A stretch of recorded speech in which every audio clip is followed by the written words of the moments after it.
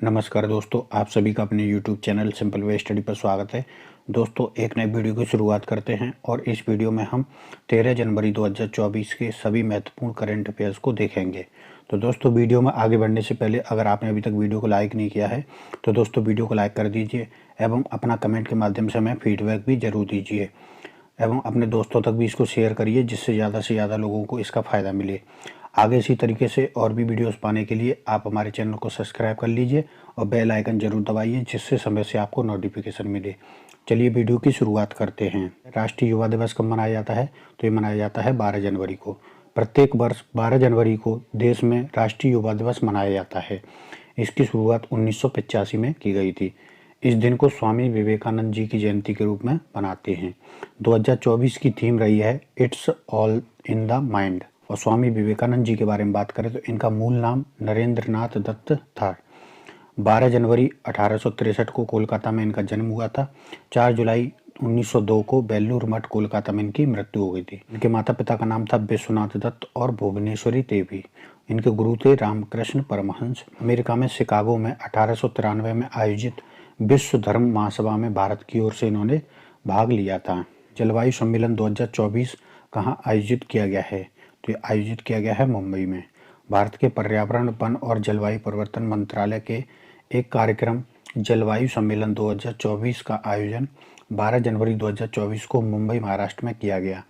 भारत के हरित परिवर्तन को डिकोड करना विषय के साथ ये आयोजित किया गया। इस आयोजन का मुख्य उद्देश्य सरकार, नागरिक समाज और समुदायों को शामिल करना था। यह सम्मेलन green climate fund readiness programme के तहत आयोजित किया गया और यूएनडीपी इंडिया इसका डिलीवर पार्टनर था।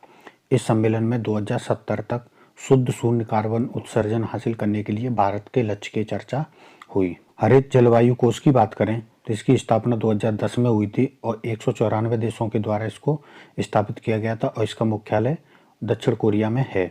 जलवायु परिवर्तन पर संयुक्त राष्ट्र फ्रेमवर्क कन्वेंशन का ये हिस्सा है और इसे कन्वेंशन के वित्तीय तंत्र की एक परिचालन इकाई के रूप में कार्य करने के लिए डिजाइन किया गया है। अंतर्राष्ट्रीय ऊंट महोत्सव कहाँ आयोजित किया जाता है? तो ये बीकानेर, राजस्थान में आयोजित किया जाता है। राजस्थान के बीकानेर में पर्यटन विभाग ने 3 दिवसीय अंतर्राष्ट्रीय ऊंट महोत्सव का आयोजन 12 जनवरी से हेरिटेज वॉक के साथ शुरू किया है। ऊंट हमेशा से बीकानेर की संस्कृति और इतिहास का अभिन्न अंग रहे हैं। बीकानेर सेना के पास गंगा रिसाला नामक एक कैमल कॉर्प थी। सीमा सुरक्षा बल का बीकानेर कैमल कॉर्प अभी भी राजस्थान की पाकिस्तान सीमा के साथ लगने वाली अंतर्राष्ट्रीय सीमा पर गश्त के लिए ऊंटों का उपयोग करता है। आकाश मिसाइल का कौन सा नया संस्करण सफलतापूर्वक लॉन्च किया गया है? तो ये आकाश एनजी लॉन्च किया गया है। 12 जनवरी 2024 को डीआरडीओ ने ओडिशा के चांदीपुर एकीकृत परीक्षण रेंज आईटीआर में नई पीढ़ी की आकाश मिसाइल यानी आकाश एनजी का सफलतापूर्वक परीक्षण किया है। आकाश एनजी हथियार प्रणाली भारतीय वायुसेना की वायु रक्षा क्षमता को महत्वपूर्ण रूप से बढ़ाएगी। एकीकृत निर्देशित मिसाइल विकास कार्यक्रम है, उसके तहत इनको मिसाइलों को जो विकसित किया गया था अब उनके उन्नत संस्करण विकसित किए जा रहे हैं। ठीक है, तो इस मिसाइल कार्यक्रम के बारे में जान लेते हैं। तो इसकी स्थापना डॉक्टर एपीजे अब्दुल कलाम के द्वारा की गई थी और इसका उद्देश्य मिसाइल प्रौद्योगिकी के क्षेत्र में आत्मनिर्भरता हासिल करना था। 1983 में इसकी शुरुआत हुई थी और मार्च 2012 में ये पूरा हो गया था। इस कार्यक्रम के तहत 5 मिसाइलें विकसित की गई थी जिसे हम पटना से याद रख सकते हैं। ठीक है, तो पहली थी पृथ्वी, ये सतह से सतह पर मार करने वाली कम दूरी की बैलिस्टिक मिसाइल है। दूसरी थी अग्नि, ये सतह से सतह पर मार करने में सक्षम मध्यम दूरी की बैलिस्टिक मिसाइल है। ठीक है, और इस अग्नि के तहत अग्नि 1, 2, 3, 5 तक इसके संस्करण आ चुके हैं और अभी हाल ही में इसका अपग्रेडेड वर्जन अग्नि पी या अग्नि प्राइम भी 3 जून 2023 को लॉन्च किया गया था।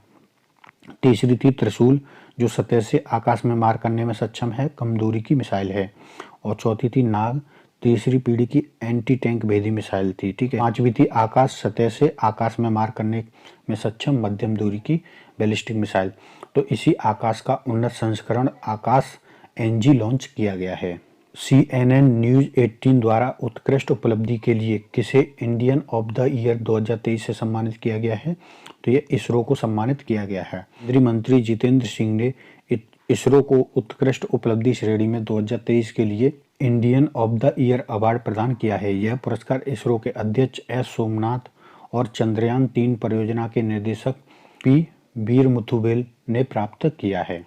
इंडियन ऑफ द ईयर जो अवार्ड हैं उनकी बात करें तो इनका जो 13वां संस्करण है वो 10 जनवरी 2024 को, इसमें 7 मुख्य श्रेणियों में पुरस्कार प्रदान किए गए हैं और ये राष्ट्रीय टीवी चैनल CNN न्यूज़ 18 के द्वारा प्रदान किए जाते हैं। तो इसके विजेताओं में आप इंडियन ऑफ द ईयर का अवार्ड जो है वो बॉलीवुड अभिनेता शाहरुख खान को प्रदान किया गया है और उत्कृष्ट उपलब्धि का जो पुरस्कार है वो इसरो को प्रदान किया गया है, जबकि सामाजिक परिवर्तन का रवि कन्नन को प्रदान किया गया है। खेल के क्षेत्र में नीरज चोपड़ा को। ठीक है, तो ये सभी पुरस्कार दिए गए हैं, आप उनको पढ़ सकते हैं। मुख्य रूप से उत्कृष्ट उपलब्धि वाला आपको याद रखना है। अब हम कुछ अन्य खबरों को देख लेते हैं। अगली खबर है एशियाई निशानेबाजी चैंपियनशिप 2024 में भारत कुल 19 पदकों के साथ, जिसमें 7 स्वर्ण, 6 रजत और 6 कांस्य पदक शामिल थे, के साथ शीर्ष पर रहा है, जिसमें दूसरा स्थान चीन ने प्राप्त किया है और इनका आयोजन इंडोनेशिया की राजधानी जकार्ता में किया गया है। ठीक है, तो सबसे महत्वपूर्ण खबर जो है वो ये है कि भारत ने जुलाई 2024 में होने जा रहे पेरिस ओलंपिक के लिए कुल 32 कोटे अब तक प्राप्त किए हैं। इनमें से सर्वाधिक 16 निशानेबाजी में हासिल किए हैं। ठीक है, CISF के पूर्व महानिदेशक शीलवर्धन सिंह को संघ लोक सेवा आयोग के नए सदस्य के रूप में नियुक्त किया गया है।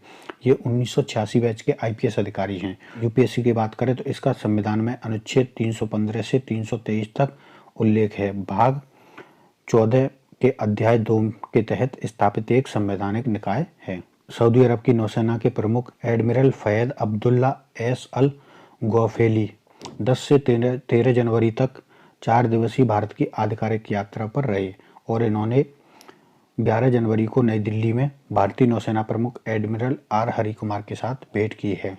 अगली खबर है 10 जनवरी 2024 को think tank centre for research on energy and clean air, ठीक है, तो इसके द्वारा एक वायु स्वच्छता से संबंधित रिपोर्ट जारी की गई है, जिसके अनुसार मेघालय का बर्नीहाट भारत के सबसे प्रदूषित शहरों की सूची में शीर्ष पर रहा है। ठीक है, तो बर्नीहाट का नाम आप याद रखेंगे जो सबसे प्रदूषित रहा है। ठीक है, और दूसरे नंबर पर बिहार का बेगूसराय और तीसरे नंबर पर उत्तर प्रदेश का ग्रेटर नोएडा सबसे प्रदूषित शहर रहा है। प्रसिद्ध मलयालम फिल्म निर्माता बीनू का कोयम्बटूर में 9 जनवरी को निधन हो गया। ठीक है, रियल एडमिरल उपल कुंडू को दक्षिणी नौसेना कमान में चीफ ऑफ स्टाफ की भूमिका मिली है। भारत के उभरते कुश्ती सितारे अमन सहरावत ने जाग्रेब ओपन 2024 में 57 किलोग्राम पुरुष एकल वर्ग में स्वर्ण पदक जीता है और इन्होंने चीन के जो बोन हाओ को हराया है। पर्यावरण, वन और जलवायु परिवर्तन मंत्री भूपेंद्र यादव ने हाल ही में मोदी एनराइजिंग ए ग्रीन फ्यूचर नाम की पुस्तक का अनावरण किया है। ठीक है, और इस पुस्तक को पेंटागन प्रेस द्वारा doctor Shyama Prasad Mukherjee research foundation के सहयोग से प्रकाशित किया है। चीन के हार्बिन में होने वाले 9वें एशियाई शीतकालीन खेल 2025 के लिए आधिकारिक slogan dream of winter, love among Asia और शुभंकर बिनबिन और नीनी, ठीक है, ये 2 आकर्षक साइबेरियाई बाघ शावकों के चित्र हैं। ठीक है, और जबकि आधिकारिक प्रतीक ब्रेक थ्रू को चुना गया है या लॉन्च किए गए हैं। ठीक है, उच्च शिक्षा में नैतिक प्रयासों को बढ़ावा देने के लिए भारत के विश्वविद्यालय अनुदान आयोग यानी UGC ने मूल्य प्रवाह 2.0 की शुरुआत की है। ठीक है, तो मूल्य प्रवाह नैतिक शिक्षा को बढ़ावा देने के लिए उच्च शिक्षा में इसकी शुरुआत की गई है। इससे पहले UGC ने मूल्य प्रवाह दिशा निर्देशों को जो है 2019 में पेश किया था। ठीक है, और इसका जो संशोधित दिशा निर्देश आए हैं इससे पूरे भारत में उच्च शिक्षा संस्थानों में मानवीय मूल्यों और पेशेवर नैतिकता को स्थापित करने के लिए ये लाए गए हैं। दक्षिण कोरियाई कंपनी सिमटेक गुजरात के सामंद में 1250 करोड़ रुपए का सेमीकंडक्टर विनिर्माण संयंत्र स्थापित करेगी। ओडिशा के मुख्यमंत्री नवीन पटनायक ने मलकानगिरी में एक नए हवाई अड्डे का उद्घाटन किया है। ठीक है, और हर साल 11 से 17 जनवरी तक लोगों को जागरूकता बढ़ाने के लिए राष्ट्रीय सड़क सुरक्षा सप्ताह मनाया जाता है। तो दोस्तों, इस तरीके से ये थे हमारे 13 जनवरी 2024 के महत्वपूर्ण करंट अफेयर्स। इस वीडियो में फिलहाल इतना ही। अगर आपको ये वीडियो पसंद आया है तो वीडियो को लाइक करिए, चैनल को सब्सक्राइब करिए एवं अपने दोस्तों तक भी शेयर करिए, जिससे ज़्यादा से ज़्यादा लोगों को इसका फ़ायदा मिले और हमें भी ऐसी वीडियोस लाने में मदद मिले। धन्यवाद।